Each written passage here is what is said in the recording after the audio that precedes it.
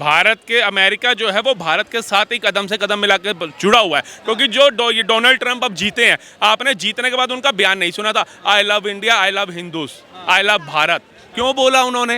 Brazil बोल सकते थे I love Brazil, I love Canada, I love Russia, कुछ भी बोल सकते थे, भारत ही क्यों बोला? क्योंकि उनको पता है कि भारत की संस्कृति, भारत की सभ्यता, भारत के लोग इतना प्यार करने लायक हैं कि अगर हम इनको नकारना भी चाहें तो नकार नहीं सकते भारत के लोगों को। मतलब अगर शरीर हिंदू है तो आत्मा सिख है, वो भाईचारा खराब करने की रणनीति एक विदेश के अंदर बनाई जा रही है जस्टिन ट्रूडो के रहते हुए, उनके नेतृत्व में। तो मोदी जी कैसे उनको मुंह लगा लेंगे? क्यों नहीं नजरअंदाज किया जाएगा ऐसे लोगों को जो भारत के संबंध, भारत में रह करके ही फूट डालने का काम कर रहे हैं हिंदू सिख भाईचारे के अंदर। लेकिन वो ये कह रहे हैं कि ब्राजील में जिस तरीके से हमने देखा है कि जो पहला फोटोशूट हुआ था उसमें मोदी जी सबसे एकदम बीच में खड़े हुए थे, और वहाँ हमने ये भी देखा कि ब्राजील के जो प्रेसिडेंट है वो भी बीच में खड़े हुए थे। कह रहे कि जस्टिन ट्रूडो नहीं चाहते कि भाई हम इग्नोर हो, हमें बातचीत करने का मौका मिले। बाइडेन तो बार बार कोशिश करते हैं, मोदी जी के कंधे पे हाथ रख के कहते हैं कि भाई ट्रूडो से बातचीत करिए, दोनों समन्वय बनाइए। मोदी जी बड़ा इग्नोर कर रहे हैं उन्हें, भाई इतना क्यों जरूरी है? कह रहे वो निजर की हत्या में तो भाई भारत की गलती है, उल्टा फिर भी ट्रूडो तो भाई आगे बढ़ रहे हैं। क्यों गलती है भारत की? आपके पास क्या सबूत है बताइए? और कैसे कोई भी बंदा जा करके भारत से गुप्त बन करके उसकी हत्या करके आ जाता है और आपको पता नहीं चलता? सर आप एक काम करिए, कनाडा तो बहुत बड़ी कंट्री हो गई, उसके लिए तो आपको कहीं कहते हैं सिक्योरिटी से निकल के जाना पड़ेगा। आप छोटे से बैंकॉक, पताया, कहते हैं अपना वियतनाम जैसी कंट्रियों में चले जाओ, आपकी पूरी स्कैनिंग होगी, पूरा वोटर आई कार्ड से लेकर के आपका पासपोर्ट तक चेक किया जाएगा। कई तरीके के सुरक्षा एजेंसियों में से निकलना पड़ेगा आपको, और एक बंदा वहां जाता है, उसको हथियार मिलता है, हत्या करके आ जाता है। ये जस्टिन ट्रूडो की नाकामी है, वहां का माहौल खराब करना, क्योंकि अगर वहां सिख भाई रह रहे हैं तो वहां हिंदू भाई भी रह रहे हैं। तुम्हारे कनाडा के अंदर भारत का तिरंगा जलाया जा रहा है, उसको फाड़ा जा रहा है, क्या ये अपमान भारत का जाएगा? आप सिखों की बात करते हैं, जाइए पंजाब, कितने सिखों के बच्चे आर्मी में भर्ती हैं, जाकर के देखिए। वो जब अपने घर से जाते हैं ना तो क्या कहते हैं, पिताजी जाते तिरंगे विच रहा, अगर आया तो तिरंगा लहरा के आवांगा, नहीं तो उधर विच उड़ के आवांगा, मतलब ओढ़ के आवांगा, मतलब उसमें लिपट के आऊंगा, या तो तिरंगे का मान सम्मान बढ़ा के आऊंगा, लहरा के आऊंगा, और नहीं आया तो लिपट के आऊंगा। रोना मत, आंखें नम मत करना। वही सिख वहां तिरंगा जला रहे हैं, वो कौन है? वो एजेंडाधारी पन्नू पर जो है वहां का है, उसके चलते आप बताइए सच्चा सिख कौन है? जो अपने कभी केश नहीं कटवाएगा, मर जाएगा, अपनी पग के ऊपर उंगली तक नहीं लगने देगा, वो है सच्चा सिंह। ये कैप पहन करके पन्नू, इसको कभी पग पहने देखा आपने? कभी दाढ़ी की ट्रिमिंग करवाते देखो इनको? क्यों करवा रहे हो? क्यों? गुरु साहब ने इतनी अच्छी सिक्खी बख्शी है आपको कि पूरा देश, पूरा भारत छोड़ो विदेश तक चर्चे होते हैं सिक्खी के। लेकिन इस पूरी की पूरी बैठक में ये देखने को मिला कि किस प्रकार से जो बाइडेन और जस्टिन ट्रूडो जो कि कनाडा के प्रेसिडेंट हैं, उनको कहीं ना कहीं जो है इग्नोर किया गया है। इस पूरे मसले पर अमेरिका में ये चर्चा आ गई है कि क्या इस बार का जो शिखर सम्मेलन हुआ है इसमें जानबूझ करके प्रधानमंत्री नरेंद्र मोदी को केंद्र का हिस्सा बनाया गया? क्या इस बार के शिखर सम्मेलन में जो बाइडेन को इग्नोर करना कोई ट्रंप की साजिश थी? या फिर ये भी कहा गया है कि जिस तरीके से कनाडा में खालिस्तान समर्थकों का एक माहौल बढ़ रहा है, नरेंद्र मोदी को लेकर के, अमित शाह को लेकर के भी कनाडा की सरकार लगातार आरोप मढ़ रही है, क्या इस बार के शिखर सम्मेलन में मोदी का कनाडा के प्रधानमंत्री को इग्नोर करना भी एक बड़ा संकेत माना जा सकता है? बड़ी बात है।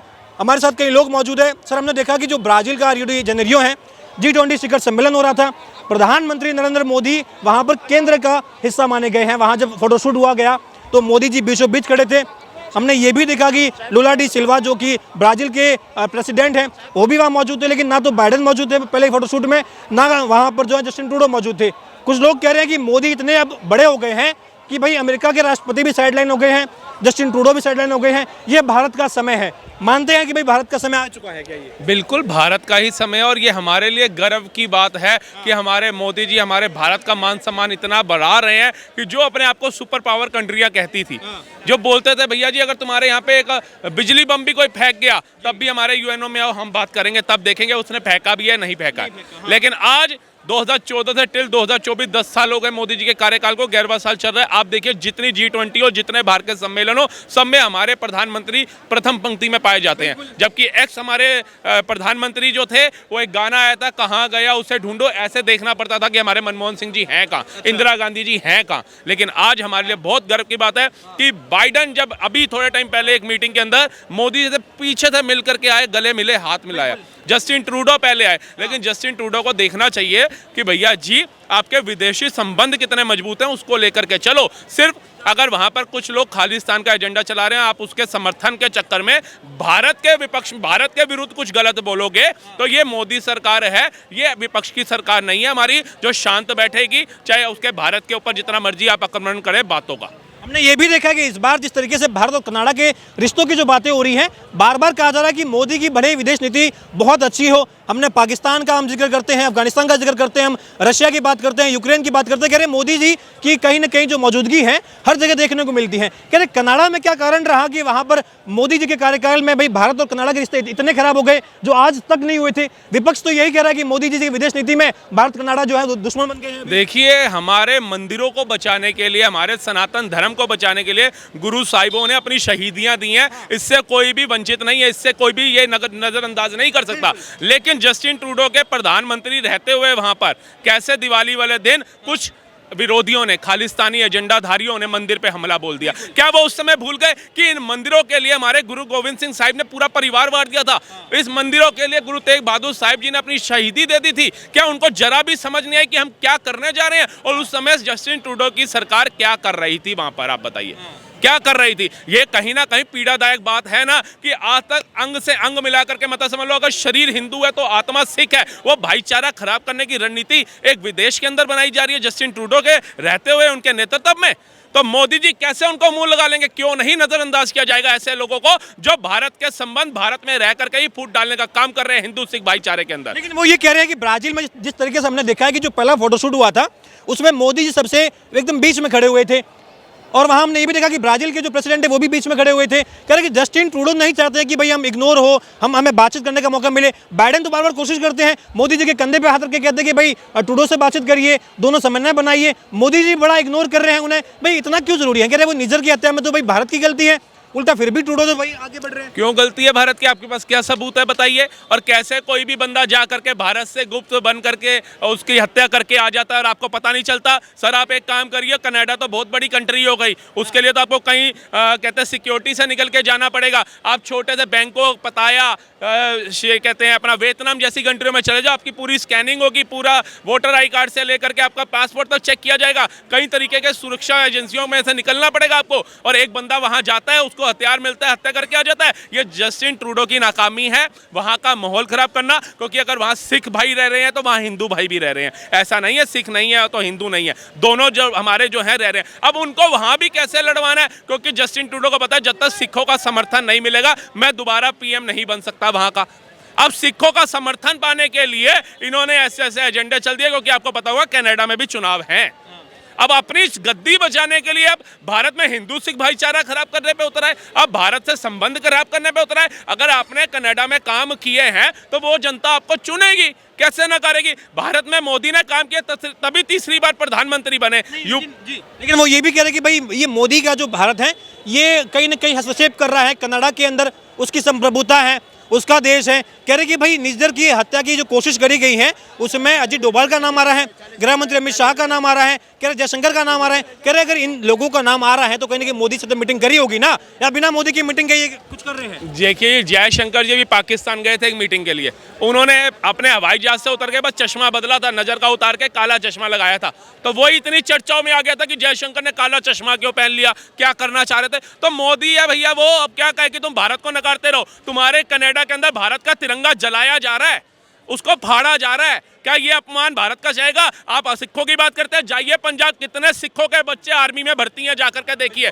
वो जब अपने घर से जाते हैं ना तो क्या कहते हैं, पिताजी जाते तिरंगे विच रहा, अगर आया तो तिरंगा लहरा के आवांगा, नहीं तो उधर विच उड़ के आवांगा, मतलब ओढ़ के आवांगा, मतलब उसमें लिपट के आऊंगा, या तो तिरंगे का मान सम्मान बढ़ा के आऊंगा, लहरा के आऊंगा, और नहीं आया तो लिपट के आऊंगा। रोना मत, आंखें नम मत करना। वही सिख वहां तिरंगा जला रहे हैं, वो कौन है? वो एजेंडाधारी पन्नू पर जो है वहां का है, उसके चलते आप बताइए सच्चा सिख कौन है? जो अपने कभी केश नहीं कटवाएगा, मर जाएगा, अपनी पग के ऊपर उंगली तक नहीं लगने देगा, वो है सच्चा सिंह। ये कैप पहन करके पन्नू, इसको कभी पग पहने देखा आपने? कभी दाढ़ी की ट्रिमिंग करवाते देखो इनको? क्यों करवा रहे हो? क्यों गुरु साहिब ने इतनी अच्छी सिक्खी बख्शी है आपको कि पूरा देश, पूरा भारत छोड़ो विदेश तक चर्चे होते हैं सिक्खी के, कि सिख जैसी सेवा कोई नहीं कर सकता। सिक्खियों को सलाम है, लेकिन ये लोग करेंगे? जो गुरु साहब के जिन्होंने मंदिर बचाने के लिए शहीदियां दे दी, उन्हीं मंदिरों पे हमला कर रहे हैं। आप सोचिए इनकी मानसिकता क्या होगी। ट्रूडो कहते हैं कहीं ना कहीं उनकी जो सरकार के मंत्री हैं वो कहते हैं कि सिख धर्म का अगर कहीं सम्मान हो रहा है, कहीं पर वो फल फूल रहा है, तो वो देश कनाडा है। और भारत के जो जिस तरीके से ये जो हस्तक्षेप किया जा रहा है, ये सिख धर्म के साथ साथ कनाडा की संप्रभुता के लिए खतरा है। सर जी, जस्टिन ट्रूडो ना इलेक्शन के समय गुरुद्वारे जाते हुए देखे जाएंगे। वैसे कभी देखना लंगर सेवा कितनी बार करी होगी जस्टिन ट्रूडो ने या उनके मंत्रियों ने। हम भारत के भी किसी मंत्रियों की बात नहीं कर रहे। अभी जिस भूमि पे हम खड़े हैं ना, पावन भूमि, ये श्री शीशगंज गुरुद्वारा है। जा करके देख लो, जितने हमारे सिख भाई होंगे उससे ज़्यादा आपको हिंदू भाई दिखेंगे वहाँ पर, और गले से गले मिलते हुए लंगर सेवा करते हुए हर तरीके के साथ। यहाँ पर माहौल नहीं खराब है, लेकिन कुछ एजेंडाधारी क्या चाह रहे हैं, हिंदू सिख भाईचारा खराब क्यों नहीं हो रहा, हिंदू सिख भाईचारे को कैसे खराब करें। ये जो एजेंडाधारी हैं, इनको ही ठीक करने के लिए मोदी जैसा नेता चाहिए।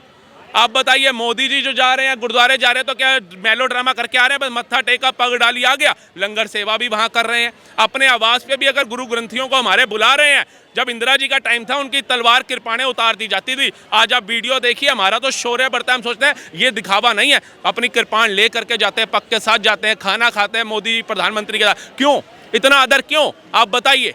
ये सिखों को भी सोचना है कि हमने पुरानी विचारधारा में नहीं चलना, हमने प्रेजेंट में जीना। अगर मंदिरों के ऊपर अभी हमला हुआ कनाडा के अंदर, आपको पता है कितने सिख सड़कों पे उतर गए थे। उनका एक ही नारा था, मैं उनके बैनर पे पढ़ रहा था कि गुरु ग्रंथ साहिब जी की भूमि के ऊपर जिन्होंने मंदिर बचाने के लिए शहीदियां दे दी, तुम मंदिर तोड़ने वाले कौन होते हो। वो उनको गालियां दे रहे हैं। क्यों दे रहे हैं? क्योंकि वो गुरु के सच्चे सिख हैं।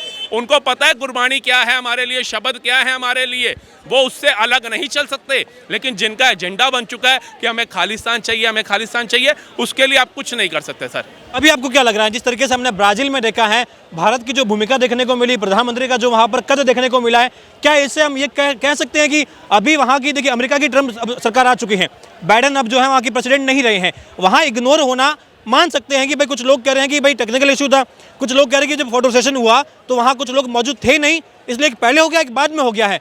ट्रंप को जानबूझ के कहीं ना कहीं वो साजिश नहीं थी। लग रहा है कि भाई मोदी जी के रिश्ते अभी भी बरकरार है, अमेरिका के साथ में भारत के हित में रहेंगे, या भाई अमेरिका भी कनाडा के साथ में खड़ा है? नहीं, भारत के, अमेरिका जो है वो भारत के साथ ही कदम से कदम मिला के जुड़ा हुआ है। क्योंकि जो डोनाल्ड ट्रंप अब जीते हैं, आपने जीतने के बाद उनका बयान नहीं सुना था, I love India, I love Hindus, I love Bharat. क्यों बोला उन्होंने? ब्राज़ील बोल सकते थे, I love Brazil, I love Canada, I love Russia, कुछ भी बोल सकते थे। भारत ही क्यों बोला? क्योंकि उनको पता है कि भारत की संस्कृति, भारत की सभ्यता, भारत के लोग इतना प्यार करने लायक हैं कि अगर हम इनको नकारना भी चाहें तो नकार नहीं सकते भारत के लोगों को।